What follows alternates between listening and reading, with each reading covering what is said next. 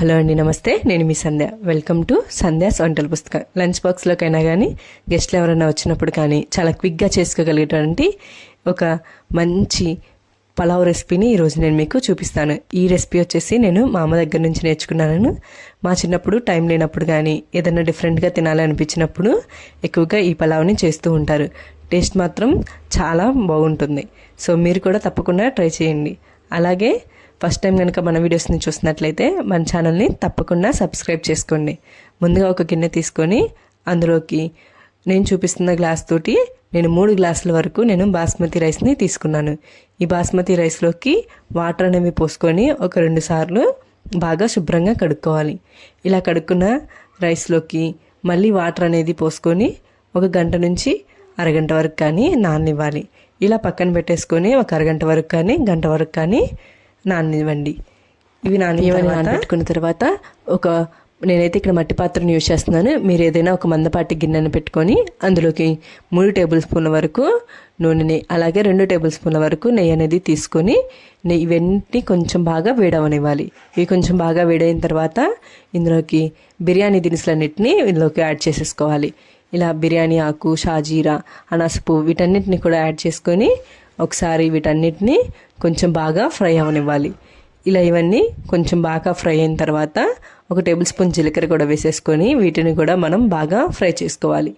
ఇలా ఇవన్నీ ఫ్రై అయిన తర్వాత ఇందులోకి మీడియం సైజు ఉల్లిగడ్డలు 2 ఇలా కట్ చేసుకొని సన్నగా ఇందులోకి యాడ్ చేసుకోండి. 4 పచ్చిమిర్చి చీలికలను కూడా ఇందులోకి వేసుకొని వీటన్నిటిని కొంచెం కలర్ చేంజ్ అయ్యేంత వరకు మనము ఫ్రై చేసుకోవాలి.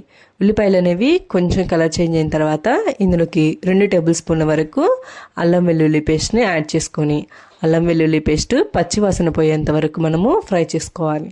అల్లం వెల్లుల్లి పేస్ట్ అనేది పచ్చివాసన పోయిన తర్వాత ఒకసారి ఉల్లిపాయలు కూడా మనకి కలర్ చేంజ్ అయి ఉంటాయి. ఇలా కలర్ చేంజ్ అయిన తర్వాత ఇందులోకి 3 మీడియం సైజు టమాటా ముక్కల్ని ఇలా సన్నగా కట్ చేసి ఇందులోకి యాడ్ చేసుకోండి. ఇలా టమాటా ముక్కలన్నిటిని యాడ్ చేసుకున్న తర్వాత ఒకసారి వీటన్నిటిని బాగా కలదిప్పుకొని ఇందులోకి ఒక 1/2 టేబుల్ స్పూన్ వరకు పసుపు, 1 స్పూన్ కారము, అలాగే 1 స్పూన్ ధనియాల పొడిని, అలాగే 2 స్పూన్ల వరకు ఉప్పును కూడా ఇందులోకి యాడ్ చేసుకొని ఇందులోకి మెయిన్ టేస్ట్ వచ్చేసి ఎండు కొబ్బరి పొడిని వేసేసుకోవాలి. ఈ ఎండు కొబ్బరి పొడిని ఒక 4 నుంచి 5 స్పూన్ల వరకు ఎండు కొబ్బరిని వేసేసుకోవాలి. ఈ ఎండు కొబ్బరిని వేసుకోవడం వల్ల ఈ పలావ్ అనేది చాలా టేస్టీగా ఉంటుంది. అలాగే 1 స్పూన్ ధనియాల పొడి, 1/2 టేబుల్ స్పూన్ జీలకర్ర పొడిని, అలాగే 1 స్పూన్ గరం మసాలాని కూడా ఇందులోకి యాడ్ చేసేసుకోండి.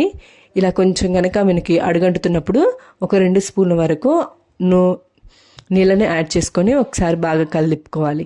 ఇలా కలిపుకొని కొంచెం ఫ్రై అయిన తర్వాత ఇందులోకి 1 చిన్న కప్పు వరకు పెరుగు అనేది వేసుకొని వీటన్నిటిని ఒకసారి బాగా కలిసిపోయే విధంగా కలబెట్టేసుకొని మూత పెట్టుకొని ఒక 5 నుంచి 10 నిమిషాల వరకు మనం ఉడకనివ్వాలి.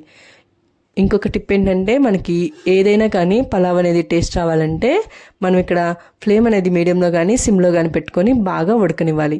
ఇలా మనకి బాగా దగ్గర పడినప్పుడు మనం ముందుగా నానపెట్టుకున్నటువంటి బాస్మతి రైస్ని ఇందులోకి యాడ్ చేసేసుకొని ఒకసారి వీటన్నిటిని బాగా కలిసే విధంగా కలబెట్టుకొని ఇప్పుడు ఫ్లేమ్ అనేది ఒకసారి హైలో పెట్టుకొని మనకి బియ్యం అనేవి బాగా పొడిలాడే విధంగా వేగనివ్వాలి. కొంచెం అలా ఎగిపోయిన తర్వాత మనం తీసుకున్న 3 గ్లాసుల బియ్యానికి 1.5 గ్లాస్ చొప్పున 5 గ్లాసుల వరకు నేను ఇక్కడ వాటర్ని తీసుకుంటున్నాను. ఇలా వాటర్ అన్నింటినీ యాడ్ చేసుకున్న తర్వాత ఒకసారి బాగా కలుపుకొని సాల్ట్ని చెక్ చేసుకోండి. సాల్ట్ అనేది సరిపోతే కనుక ఒకసారి వేసేసుకొని ఫైనల్గా కొత్తిమీర అనేది వేసుకొని మూత పెట్టుకొని మనము ఉడకనివ్వాలి. ఒక 5 నుంచి 10 నిమిషాల లోపు నాకు ఇక్కడ చూపిస్తున్న విధంగా రైస్ అనేది బాగా పొంగబట్టేసి ఉడకటానికి దగ్గరికి వచ్చేసి ఉంటుంది. అలాంటప్పుడు ఒకసారి నేను మూత అనేది తీసుకొని ఒకసారి బాగా కలబెట్టుకొని ఒక 2 టేబుల్ స్పూన్ల వరకు నెయ్యి అనేది వేసేసుకొని ఒకసారి రైస్ అంతటిని బాగా కలిసే విధంగా కలబెట్టేసుకొని ఇప్పుడు మూత అనేది పెట్టేసుకోండి. ఇప్పుడు మూత అనేది పెట్టేసుకొని ఆవిరి అనేది బయటికి పోకుండా దానిపైన ఏదైనా కొంచెం బరువుగా ఉంచుకోండి. మామూలు పాత్రలో కనుక అయితే మీరు ఒక 5 నుంచి 6 నిమిషాలు ఉడకనిచ్చిన తర్వాత స్టవ్ అనేది ఆఫ్ చేసేసుకోండి. కానీ మట్టి పాత్రలో అయితే దానికి చాలా వేడిగా ఉంటుంది కాబట్టి కరెక్ట్గా ఒక 5 మినిట్స్ తర్వాత స్టవ్ ఆఫ్ చేసుకుంటే మనకి సరిపోతుంది.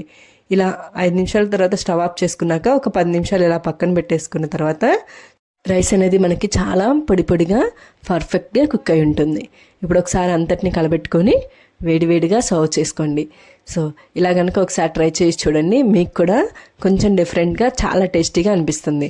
సో మీరు కూడా ట్రై చేసి ఈ రెసిపీ ఎలా ఉందో నాకు కామెంట్ చేయండి. మీకు కనుక నచ్చినట్లయితే లైక్ చేయండి, షేర్ చేయండి. మరిన్ని వీడియోస్ కోసం మన ఛానల్ని తప్పకుండా సబ్స్క్రైబ్ చేసుకోండి. Thank you for watching.